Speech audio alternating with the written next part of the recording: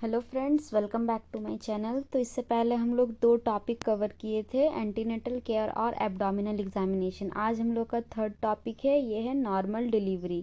तो इसमें कुछ क्वेश्चंस है जो इम्पॉर्टेंट है, जिसको आज हम लोग डिस्कस करेंगे। पहला क्वेश्चन है, what is the duration of second stage of labour. इसका आंसर है, the average duration is 2 hours in primi gravida and 1 hours in multi gravida. अगर प्राइमी ग्रेविडा है तो 2 घंटा टाइम लगता है, और अगर मल्टी ग्रेविडा है तो 1 घंटा का टाइम लगता है सेकेंड स्टेज ऑफ लेबर में। ठीक है, नेक्स्ट क्वेश्चन है, why is delivery of head controlled by one hand. जब बेबी का डिलीवरी होता है तो जो भी डिलीवरी कराती है वो एक हाथ से वुमेन का पेरिनियम में सपोर्ट देती है और दूसरा हाथ से फ्लेक्शन मेंटेन करती है। वो सपोर्ट देने का रीज़न है ताकि फ्लेक्शन मेंटेन कर सके और बेबी का हेड जो है वो टाइम टू टाइम वो नीचे फ्लेक्शन हो के एक्सटेंशन हो, टाइम से पहले एक्सटेंशन ना हो, उसको प्रिवेंट करने के लिए हम लोग सपोर्ट देते हैं। दूसरा रीज़न है to ensure a slow delivery, delivery थोड़ा स्लो हो, and to prevent perineal and vulval tear. जो भी पेरिनियल टीयर होता है उससे हम लोग प्रिवेंट कर सके, जिसके लिए हम लोग उसको सपोर्ट देते हैं पेरिनियम में। नेक्स्ट क्वेश्चन है, what is meant by crowning. Crowning क्या होता है। हम लोग मैकेनिज्म ऑफ लेबर पढ़े हैं, जिसमें एक स्टेज आता है वो है क्राउनिंग। क्राउनिंग में क्या होता है, it is the stage where the maximum diameter of the head stretches the vulval outlet without any recession of the head even after contraction। जैसे ही कॉन्ट्रैक्शन आता है बेबी का हेड हम लोग को बाहर से दिखने लगता है। तो बाहर से दिखना को क्राउनिंग नहीं बोलते। जब तक बेबी का हेड का जो मैक्सिमम डायमीटर है, उसका वल्वल जो आउटलेट है, उसको जब तक स्ट्रेच नहीं करेगा, जब तक एकदम बाहर नहीं आ जाएगा हेड, मतलब वल्वा तक नहीं आ जाएगा, तब तक हम उसको क्राउनिंग नहीं बोलेंगे। नॉर्मली जब कॉन्ट्रैक्शन आता है तो भी हेड बाहर से दिखता है, लेकिन जैसे ही कॉन्ट्रैक्शन ओवर हो जाता है जो हेड है वो वापस पीछे की ओर चला जाता है। लेकिन अगर क्राउनिंग हो जाता है तो वल्वा में वो हेड फिक्स हो जाता है, जिसमें कि कॉन्ट्रैक्शन ओवर होने के बाद भी वो उसी जगह वल्वा को स्ट्रेच किया हुआ रहता है, वो रिसीड बैक नहीं होता है उसका हेड। नेक्स्ट क्वेश्चन है, what is mean by show. Show क्या होता है, जो भी सर्वाइकल म्यूकस होता है जो वाइट वाइट रहता है, सर्वाइकल म्यूकस, उसमें अगर ब्लड आने लगे तो उसको हम लोग शो बोलते हैं। ठीक है, नेक्स्ट है question number 5, when will the women be encourage to bear down. Bear down का मतलब क्या होता है, जो भी वुमेन है वो डिलीवरी के टाइम जो खुद से पुश करती है नीचे की ओर, जो जोर लगाती है, उसको बियरिंग डाउन एफर्ट बोलते हैं। तो हम लोग कब बोलेंगे उसको कि आप नीचे की ओर जोर लगाइए। तो इसका आंसर है during the second stage of labour.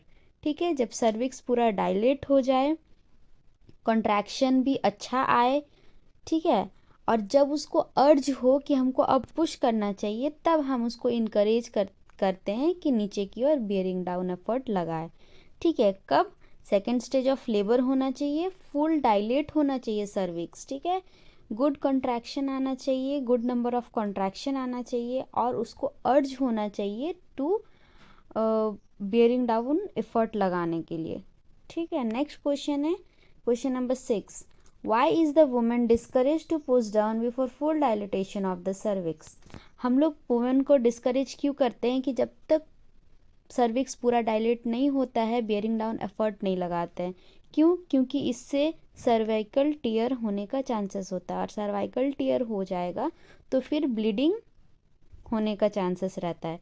इसलिए हम लोग बोलते हैं कि जब तक सर्विक्स फुल्ली डायलेट नहीं हो जाता 10 सेंटीमीटर, तब तक हम लोग उसको बियरिंग डाउन एफर्ट लगाने के लिए नहीं बोलते हैं। ठीक है, नेक्स्ट क्वेश्चन है question number 7, why is cord clamping delayed for 1 to 3 minutes after delivery.